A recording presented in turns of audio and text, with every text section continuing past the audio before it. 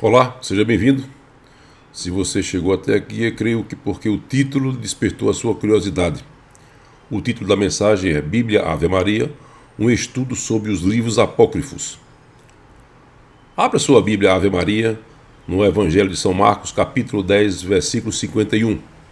Lá está escrito assim, refere-se à cura de um cego em Jericó. 51 diz, Jesus, tomando a palavra, perguntou-lhe, que queres que te faça, Rabone? Respondeu-lhe o cego, que eu veja. Na versão revista atualizada, perguntou-lhe Jesus, que queres que eu te faça? Respondeu o cego, mestre, que eu torne a ver. Por que será que Jesus fez essa pergunta? Porque tem cego que não quer voltar a ver. Tem pessoas doentes que não querem ficar curadas porque vão ter que trabalhar e assim por diante. De forma idêntica, existem pessoas que não querem enxergar a verdade contida na Bíblia.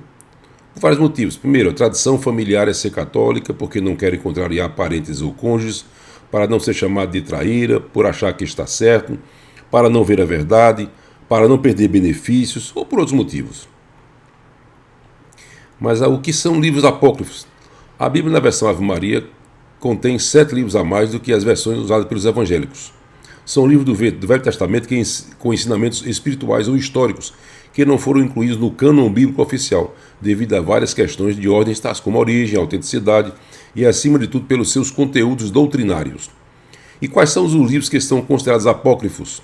Tobias, Judite, Sabedoria de Salomão, Eclesiástico ou Sirácida, Baruque, 1 e 2 Macabeus, além de Epístola de Jeremias, adições a Esté, adições a Daniel, adições a Azarias, Susana, Bel e o Dragão, etc. Quais são os motivos que os tornaram apócrifos? Vamos examinar de um por um para a gente ir entendendo.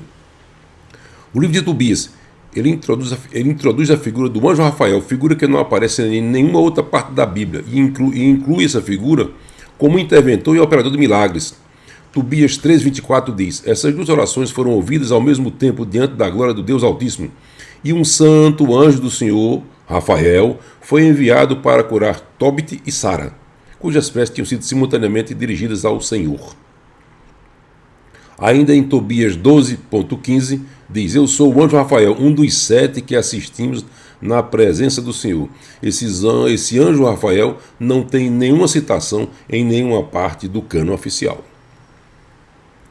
A segunda coisa é que ele afirma que as esmolas podem purificar os pecados, o que contrasta com a doutrina da justificação pela fé. Tobias 12,9 diz, porque a esmola livra da morte, ela apaga os pecados e faz encontrar a misericórdia e a vida eterna. Tobias 4, 7 a 10 diz, dá a esmola dos teus bens e não te desvies de nenhum pobre, pois assim fazendo, Deus tampouco se desviará de ti. Aí lá na frente diz, porque a esmola livra do pecado da morte e preserva a alma de cair nas trevas. Tobias 9,9 diz que o Deus de Israel te abençoe porque és filho de um homem de bem, justo, piedoso e esmoler. Tobias 12, 8 a 9 diz, boa coisa é a oração acompanhada de jejum e a esmola é preferível aos tesouros de ouros escondidos, porque a esmola livra da morte.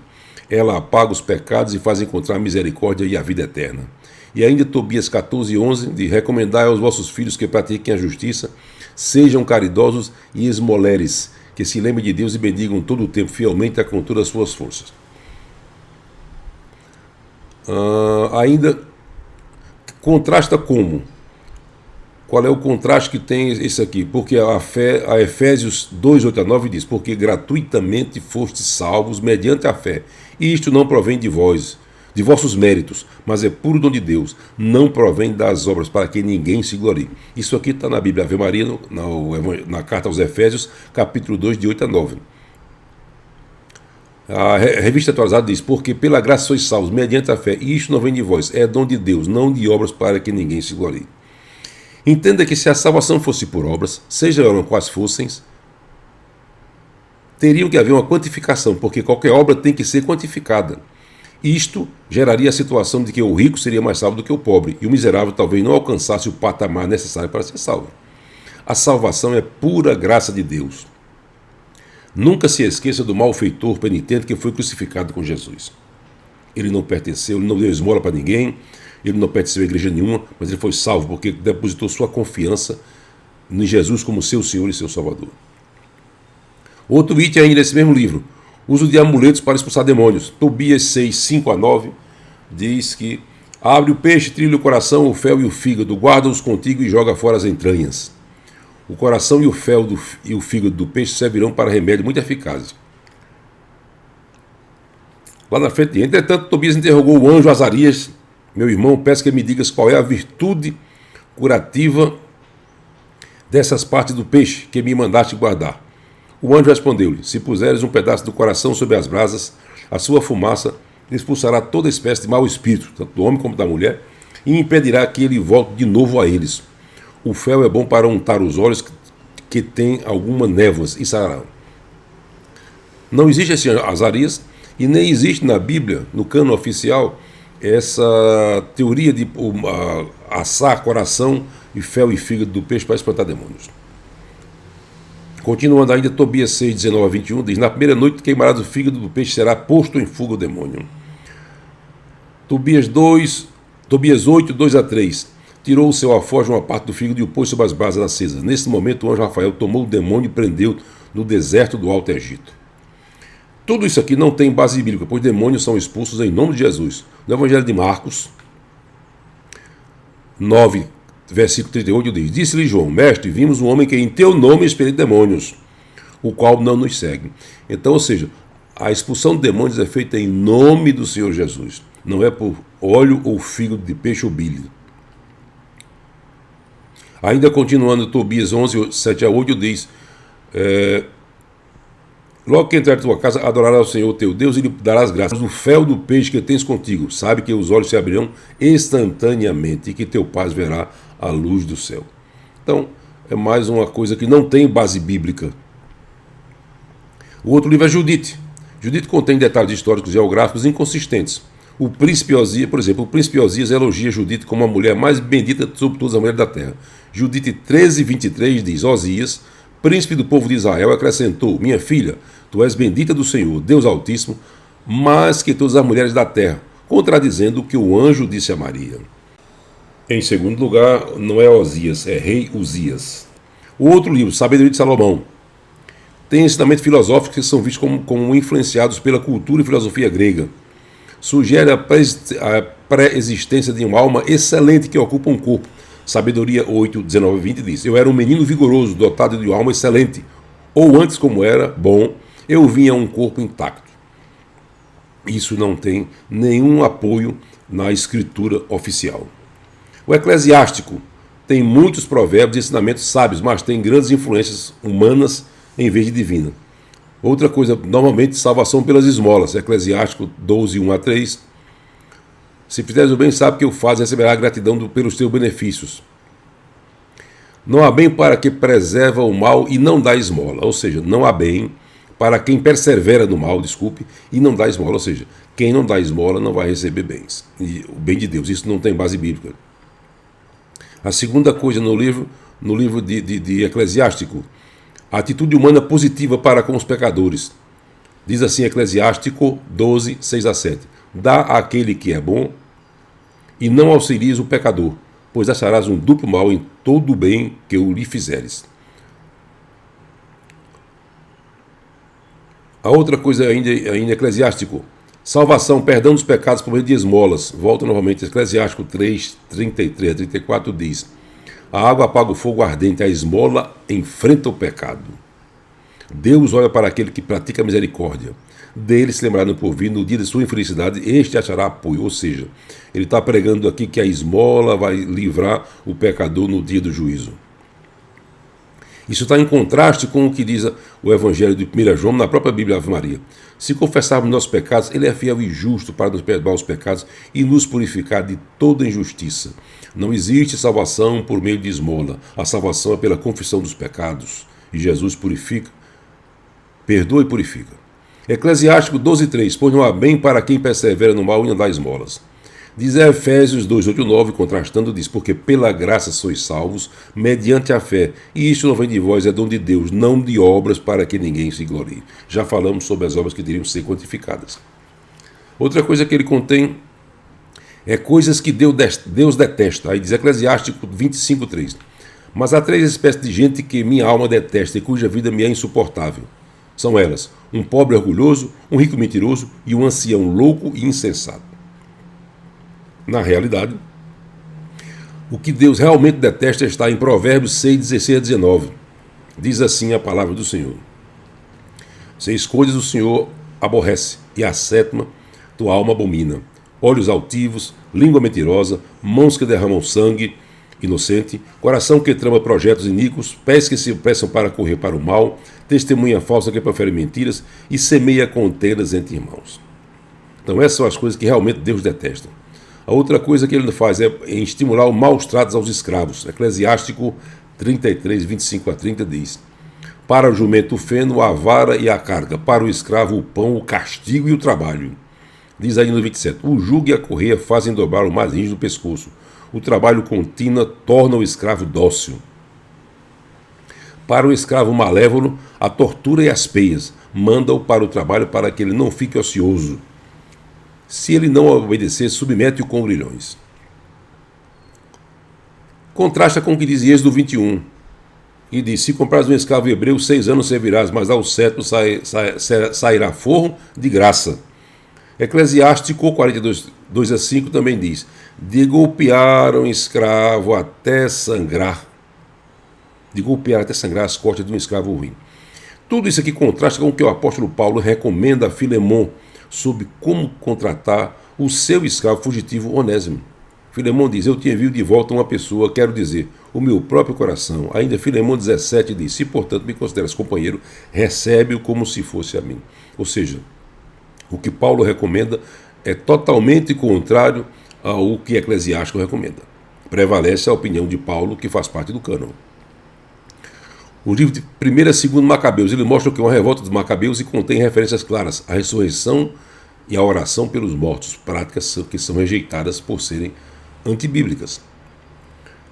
Segundo Macabeus 12, 45, 46 diz: mas se ele acreditava que uma belíssima recompensa aguarda os que morrem piedosamente, era esse bom e religioso pensamento: eis porque ele pediu um sacrifício expiatório para que os mortos fossem livres de suas faltas. O morto, depois de morto, não vai mais ser livre de suas faltas. Segundo, a legitimidade da autoridade de Simão, um general. Depois, rasgavam o livro da lei e matavam os que o amavam. Macabeus 1, 56, 57 diz: rasgavam e queimavam todos os livros da lei que achavam. Isso não tem base bíblica em nenhuma outra parte. Por fim, a narração dos Macabeus, que ele confessa no final, no seu último capítulo do 2º Macabeus, quase no último versículo, ele diz: assim se desenrolaram os acontecimentos relativos a Nicanor, e já a partir desta época Jerusalém permaneceu em poder dos hebreus. Finalizarei aqui a minha narração.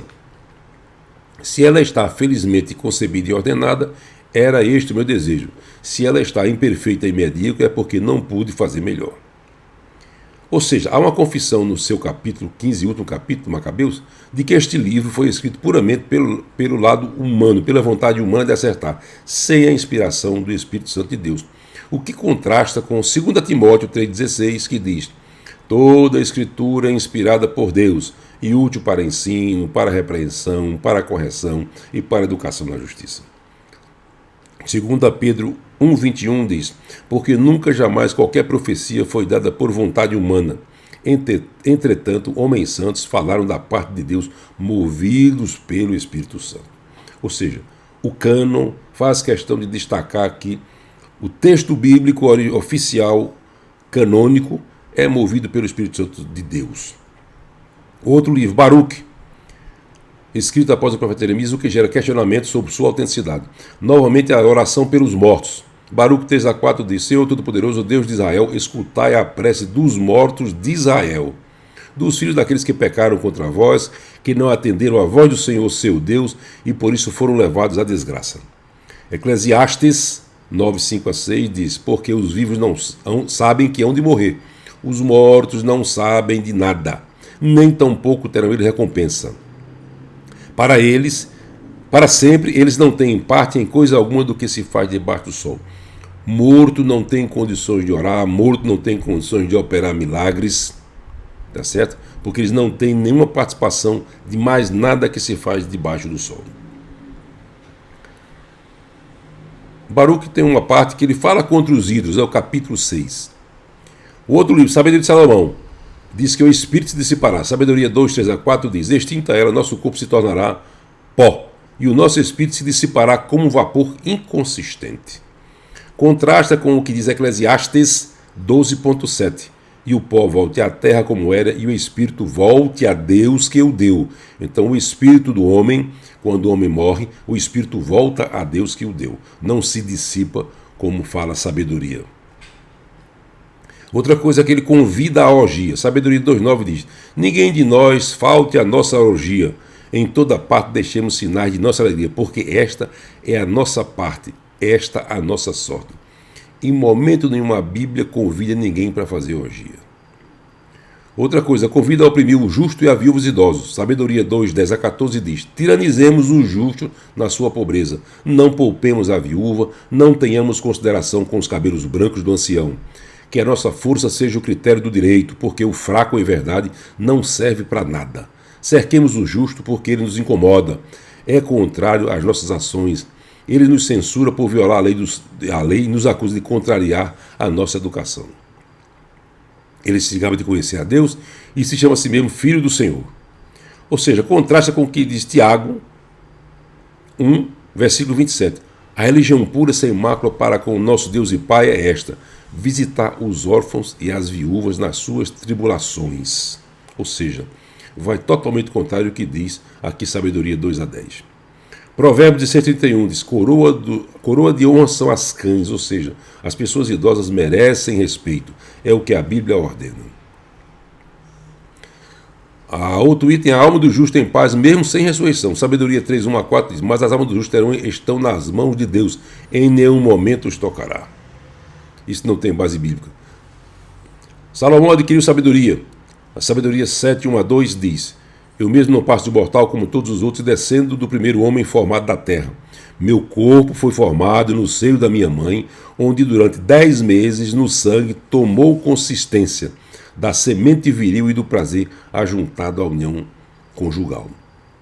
Então o prazo de 10 meses não tem validade, e essa adquiriu sabedoria por esse método também não tem base bíblica. Outra coisa, o homem com a alma boa que encarna no corpo. Sabedoria 8, 19 e 20 diz: eu era um menino vigoroso, dotado de uma alma excelente, ou antes, como era bom, eu vinha um corpo intacto. Não existe ninguém bom. Romanos 3, 10 a 12 diz: como está escrito, não há um justo, nenhum sequer. Não há quem entenda, não há quem busque a Deus, e todos se extraviaram, a uma se fizeram inúteis. Não há quem faça o bem, não há nenhum sequer.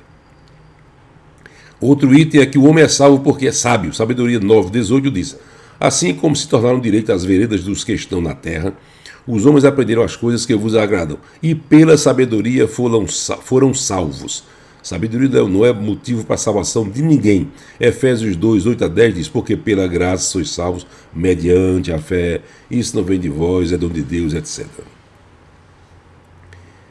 Meu caro ouvinte, existem outras inconsistências, mas estas já são suficientes para explicar o porquê esses livros não foram considerados na formação do cânon oficial pelos judeus.